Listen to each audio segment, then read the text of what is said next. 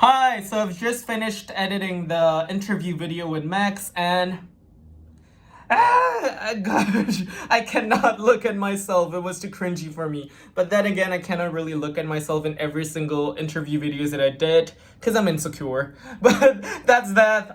Enjoy the video. And Max is such a cool guy. Stream butterflies. Go stream butterflies right now. Go. Oh wait, I mean not right now, but after you watch the interview video. Okay, enjoy the video. Hi everyone, Chris Andrian Young here, and today we have a very special person here with us today.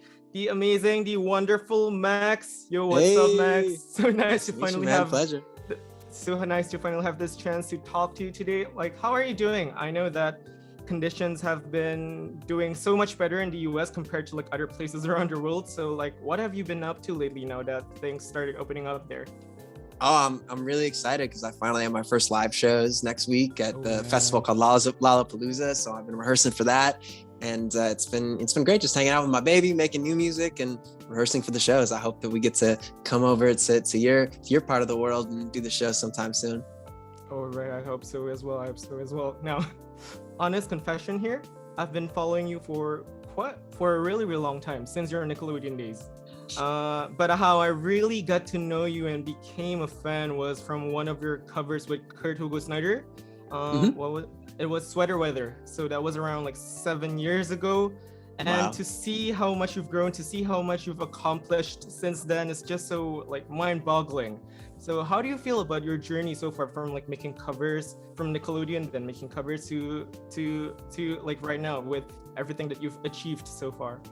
Thank you, brother. Yeah, no, thanks for being with me for so long, and I'm so grateful for it. Every part, I feel like the universe gives you a path, and you just have to keep following it and trusting it.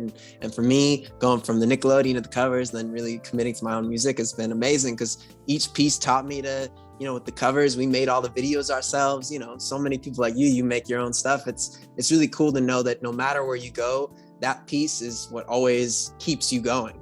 Like there's a roller coaster of the music world, and I've always been able to be excited and inspired to create the music videos and make sure the heart is always there. So I feel like every little piece taught me to stay with that, and if those hadn't happened, I don't know if I'd be doing what I'm doing now. So it's I'm so humbled to get to do what I've always wanted to do the most, which is just having people respond to my own music. So it's an honor to have people listening. Sweet, awesome. Yeah, it's definitely a roller coaster, but seeing how you've come so far, it's definitely an inspiration for people like me and a lot of people as well, I bet. Love hearing that, man. I'm honored. Right. Now, moving on to your new song with Ellie Gady, Butterflies. Yeah. Such a sweet song. I can't help but feel butterflies as well listening to it.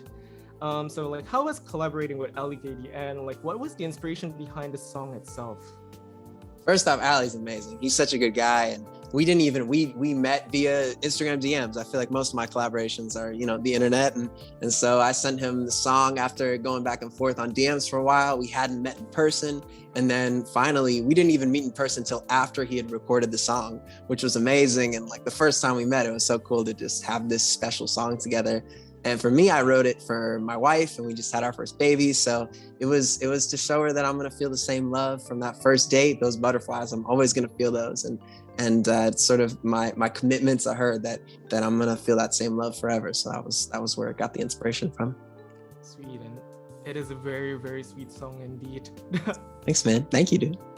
Okay, now you're pretty much very involved in the making of the music video for Butterflies, with you being being the one who wrote the story and also directed for the MV as well. And your wife also took part in the MV, giving it a more even personal touch to the storyline, to the point where I feel like I'm interrupting her personal space. It's personal.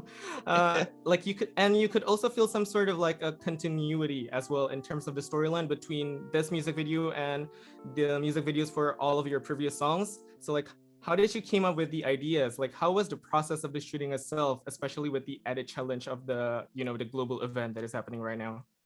Oh yeah, I mean, we made the continuation, like you said, for like the Blueberry Eyes video we made in the middle of the pandemic, where it was such a small crew. It was like 10 of us, and just me and my, that's partly why we wrote the video as it was, with just me and my wife, because we wanted to keep it limited character wise. And so getting to do butterflies afterward, I love when it connects, and I love when people notice that it connects, because that's always really exciting as a creative, when you really put the detail in and people notice. And if they don't, that's cool too, but I love when people notice, so that's awesome.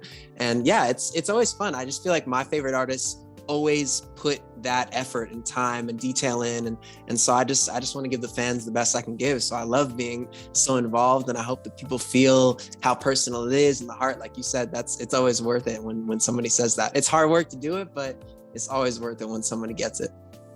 Right, and you definitely achieved that. You definitely achieved that personal touch that you want to achieve. Thanks, man. Right, now still regarding the music video, so your makeup artist definitely did an amazing job when it comes to turning you and your wife Emily into an older version of the two of you. Now, this is a bit of a funny question, I guess you could say, but do you envision yourself to look like that in the next like 20 to 30 years? Do you envision yourself to look like yourself in the music video?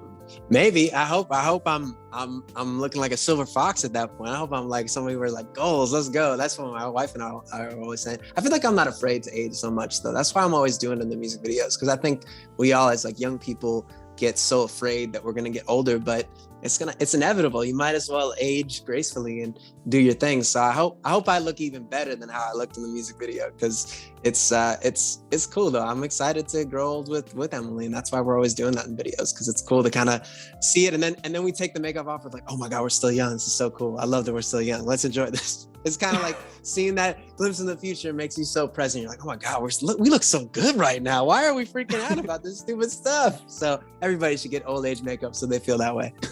Right. So these past few years, you've released quite a lot of upbeat pop music with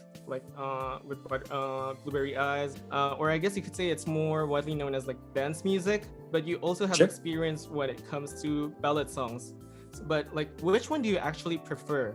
It's tricky because I love live. I love energy. Like my shows are always, I want everybody to leave and they got to go to sleep right away because they had the most incredible time and they're just giving so much energy. And I love throwing a few ballads in there, but I love singing ballads, but I definitely think that the up-tempo stuff is just so much more fun live. And then you just have that one little moment of a ballad, which is you reel people in for that and let everybody feel their feels. But yeah, in general, like if my show is an hour long, I want like 2 songs that are ballads and then 14 songs that are up-tempo dancey songs. So people just feel alive. And then they just, they get hit with that butterflies for that one moment. And then they're back in the dance move, I love that kind of vibe. Sweet. So it's sweet balance between the both. Totally.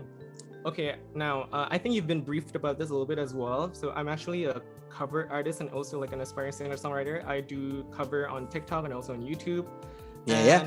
What I'm wondering is whether you're open to doing a duet of your song Butterflies with me right now. Let's do it, yes. Okay, a little bit of a disclaimer here. I actually just like woke up. It's like 10 a.m. right now. So my voice is still very like morning voice. So excuse my mistakes and everything. You good, baby. You're gonna kill it. I'm excited. Let's go. Thank you. Let's start. 1, 2. I won't stop getting butterflies. I get them every time I look into your eyes. You won't stop running through my mind for the rest of both our lives. You'll give me butterflies. And I keep on getting butterflies. Cool. Sweet. Thank you so much, bro. Thank you so much. Again, thank you, brother. I just woke up, so my voice is a little bit messed up, but nah, baby, you beautiful. I know what it is. I feel it. I got my big Tony the Tiger giant teacup. Always ready to go. It's like as big as my head. Let's go. Right. Okay, now before we end the interview, again, as a cover artist and inspiring singer-songwriter myself, your journey is definitely a source of inspiration and encouragement and I'm sure not only for me, but for a lot of people as well. So like, do you have any special message for people like me, and also a special message for your friends in Indonesia, especially people like me who are still like at the bottom of the food chain, I guess you could say, trying to climb up the music industry? I feel like all I'd want to say is just keep being creative. Your voice is beautiful because it's yours. And I think that it's easy. Comparison is the death of joy. That's what my wife says a lot. And I do that myself. I compare myself to people. I'm like, oh my God, I wish I were at this point. But I feel like what keeps me going is realizing that you have a unique gift, and if it's bringing joy to anyone, whatever amount of people, that is a blessing. So if you're giving joy with your voice, just keep on doing it, and I promise it's going to keep growing. And as long as you're growing, you're always going to be doing your best. So just don't compare yourself to others. Do your best, and know that keep doing your best, and that's all you can do. Just keep slaying it the way you slay it, and you'll keep growing. So enjoy the journey, because life is short, and we should all just love singing. And to the fans of Indonesia, I love Indonesia so much. I can't believe I haven't been there, so I can't wait to finally get to perform there when the pandemic's over. I'm dying. I feel like Indonesia is like one of my number ones I've never performed in, so I hope I can meet you in person when we get to go there. Sweet. Looking forward to you coming here as well, to our country, Indonesia. Hope that conditions get better soon so that you can come here and perform here live. But yeah, thank you so much for the message as well, for the fans in Indonesia, and also for your awesome encouragement for people like me. It's really nice to be able to talk to you like this, and I hope that we'll be able to see you live soon. Yeah, man, we'll have you out to a show, have you on my guest list. Everybody that I'm doing these interviews with right now, I'm gonna make sure I hook you up. I hope to see you there. Sweet, thank you so much.